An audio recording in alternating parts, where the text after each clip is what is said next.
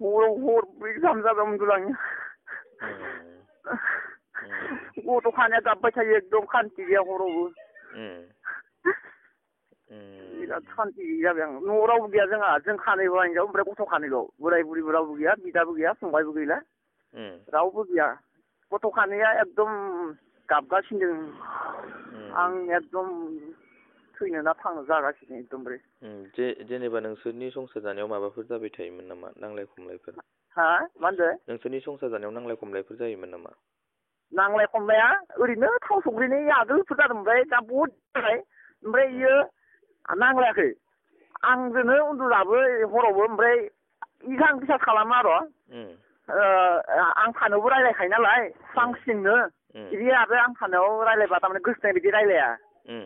बेनिफ्राय आन्दोफ्रावसो मोजाङै गोसो होलायनानै गोसो थोलायनाय बायदि हिसाबै रायलायो नामा ओमफ्राय आं थानायाव रायलाया ओमफ्राय आं आरो खुलाथार नालाय बेनिफ्राय नांलायाखै ओमफ्राय आंखौ बुंबाय मागोनि दिन नालाय मागोआव फिथा जानो थिग जायासैलै बिमा आं गाबोन बिस्थिबार हाथाइनिफ्राय लाबोनि नामालै सेरनो लाबो होनबाय ओमफ्राय आं एसे आलादायै बिदिनो हाथायाव थांबाय आङो फुङाव बेलेगाव थांग्रोबाय आङो फुङाव ओमफ्राय साइकेलखौ आंखौ बुंबाय नोङो हाथायाव थांनाय दं ओमफ्राय आं साइकेलखौ दोन आं खना बना लायनो होनबाय इयो खनाबो दानो होदोंमोन ना ओमफ्राय दे होमबा होननानै आं दोनबाय ओमफ्राय सासे लोगोजों थांबाय आङो एख' नांलायाखै ओमफ्राय बियो आं थांनाय लोगो लोगो ओंखारदोंनो ओमफ्राय जि जोम एकदम टालि टपला बेगसे खालामखाबाय ओमफ्राय गथ' गोदोआ हिनजावसा गोदोआ एग्र' बोसोर हाबबायना एसे रोंबायना ओमफ्राय खोन्थानो थिग खाथिंबाय थादोंमोननो बहा गथ' मानसि बहा मोननो खाथिंबाय थादोंमोन गाबोन थुब्रनो ओमफ्राय मालाय थांबाय ब्लद ओमफ्राय नबस्थिनि नेतानि गारियाव ब्लद बेलासियाव आइ गथ'आबो आंखौ नागिरनो हादोंमोननो हिनजावसाया बाबानो खोन्थानि र' होनना बिदि जादोंलै ओमफ्राय ओरैनो थानाफोराव एजारबो होबायमोन ना थानायाव मैया खोन्थाहैदां थानायाव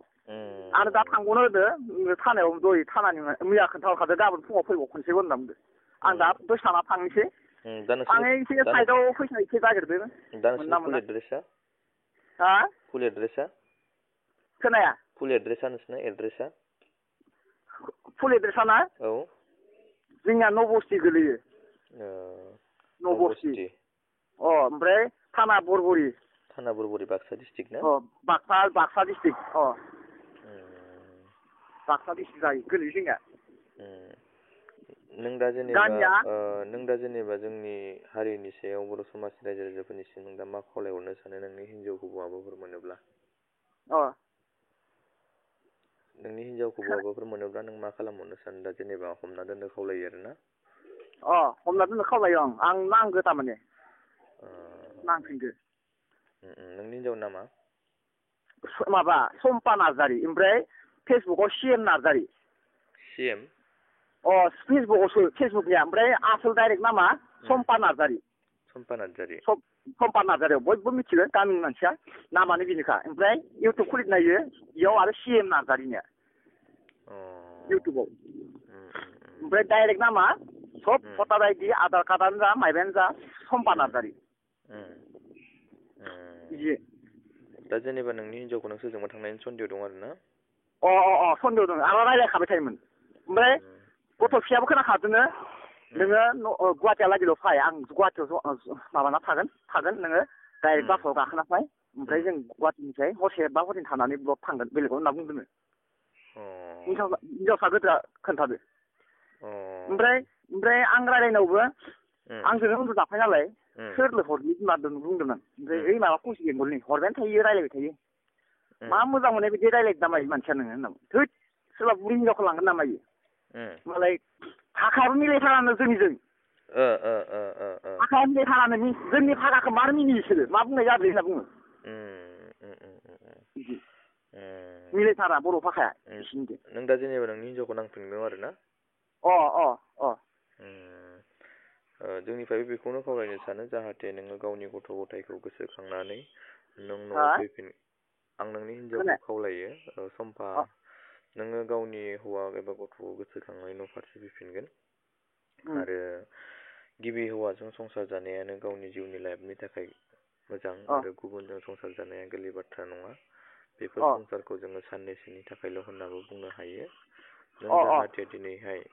गावनि गथ' सानैखौ गोसोखांनानै न'आव फैफिनगोन, गावनि हौवानि दुखुखौ साननानै न'आव फैफिनगोन।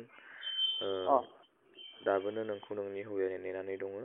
जि गोरोन्थि मावबाय अब्लाबो दाबो नोंनि हौवाया नोंखौ क्षमा होगोन आरो निमाहा होनो थाखाय राजि जानानै दं।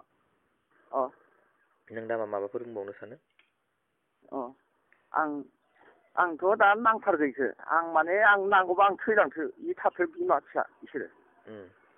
मानो होनबा बिमाखौ बांसिन नागिरोलै फिसाया। आरो जोङो दा थाङो नै गथ'आ सासेया गोदोरा क्लास 6 मोनबाय। बिमा गैयिनि लोगो लोगोनो इनि फरायनाया डेमेज जाखादों। फरायनो थाङाखै आरो स्कुलाव थाङाखै। होमबा दिनै जोंनि बर' हारिनि सोलोंथाइया मा जागोन होनबा गथ' गथाया बिदि बिमाया थाङोबा। स्कुलाव थांनो गोनां थाङाखै गथ'आ इमान रोंगौमोन गथ' फिसाया। बर'बो फराया ओमफ्राय स्कुलाव थांथाराखै जेदिनखालि बिमाया गैया जादों इदिनखालि थाङाखै। होमबा इमान एसे रोंहांनाय गथ' फिसाया जुदि गारनो गोनांबा इनि माथाया मा जागोन जोंनि बर' हारिनि गेजेराव। ओंखायनो आं नांगौबा आंनो थैथो आं बिदि सानो थारमाने।